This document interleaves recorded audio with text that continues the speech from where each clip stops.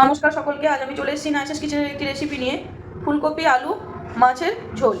তো এখানে নিয়ে নিয়েছি একদম মিডিয়াম সাইজের একটা ফুলকপি কেটে নিয়েছি, ধনেপাতা নিয়ে নিয়েছি, টমেটো নিয়ে নিয়েছি একটা কেটে, দুটো মিডিয়াম সাইজের আলুকে কেটে নিয়েছি একটু বড় বড় করে, 4 পিস মাছ নিয়ে নিয়েছি, দুটো মিডিয়াম সাইজের পেঁয়াজকে কেটে নিয়েছি, 5টা শুকনো লঙ্কা নিয়ে নিয়েছি গোটা,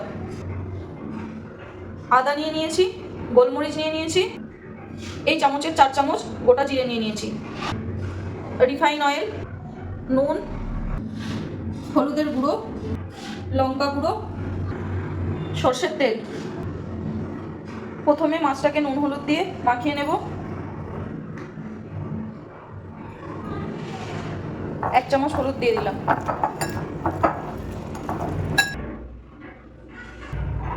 একটা গ্যাসের মধ্যে কড়াই বসিয়ে দিয়েছি, কড়াইয়ের মধ্যে রিফাইন তেল দিয়ে দিচ্ছি। এরপর মাছগুলো একটা একটা করে দিয়ে ভেজে নেব।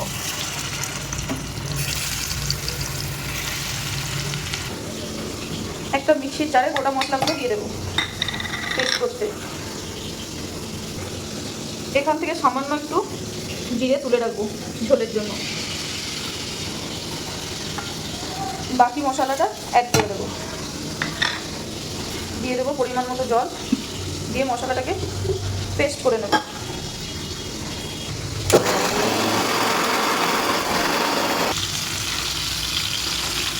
মাছগুলো উল্টে দেবো।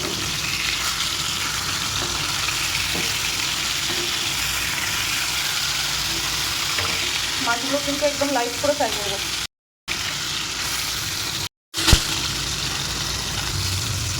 মাছগুলো আমি হালকা করে ভেজে নেব, খুব একটা বেশি কড়া করে ভাজবো না।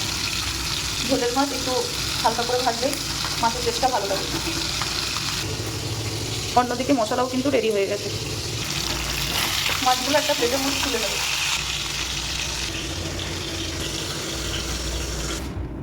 ওই তেলের মধ্যে আলুগুলো একটু ভেজে নেব।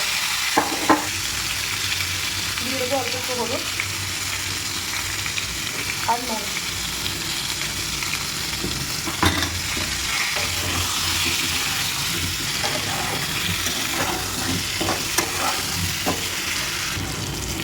এরপর আলুগুলো তুলে নেব।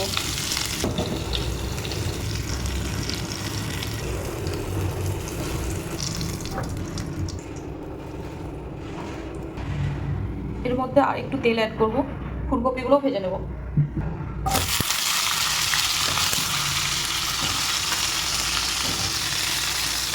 এর মধ্যে দিয়ে দেবো নুন। যেহেতু হলুদ আছে তেলের মধ্যে, সেই জন্য হলুদ আর নুন দিলাম না, ওই হলুদের মধ্যেই হয়ে যাবে।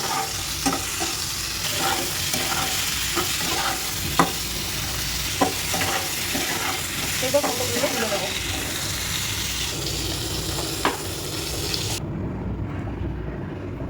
আর একটু তেল অ্যাড করে দেবো ঝোলের জন্য। তেলের মধ্যে দিয়ে দেবো গোটা জিরে, পেস্ট করে রাখা মশলা,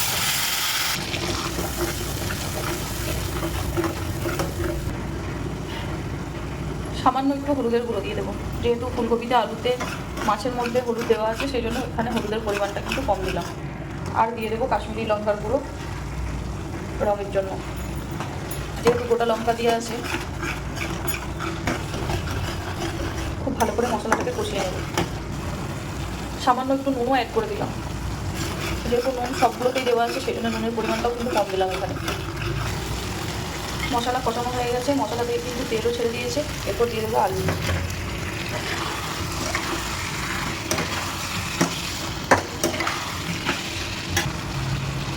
টমেটো কুচো, এরপর টমেটো কুচিগুলো দিয়ে দিলাম। খুব ভালো করে কষিয়ে নেব। আলু আর টমেটো কষিয়ে নিয়েছি। এরপর দিয়ে দেবো ফুলকপি আর ধনেপাতা একই সঙ্গে দিয়ে দেবো।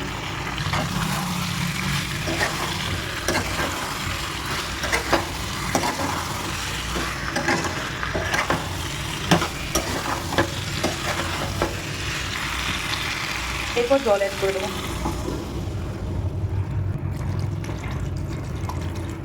আপনারা যতটা পরিমাণ ঝোল রাখবেন ততটা পরিমাণে কিন্তু জল অ্যাড করবেন।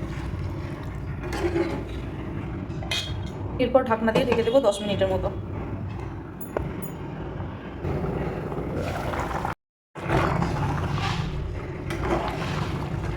খুব সুন্দরভাবে কিন্তু আলুও বয়েল হয়ে গেছে আর ফুলকপিও বয়েল হয়ে গেছে। এরপরে মাছগুলো একটা একটা করে দিয়ে দেবো।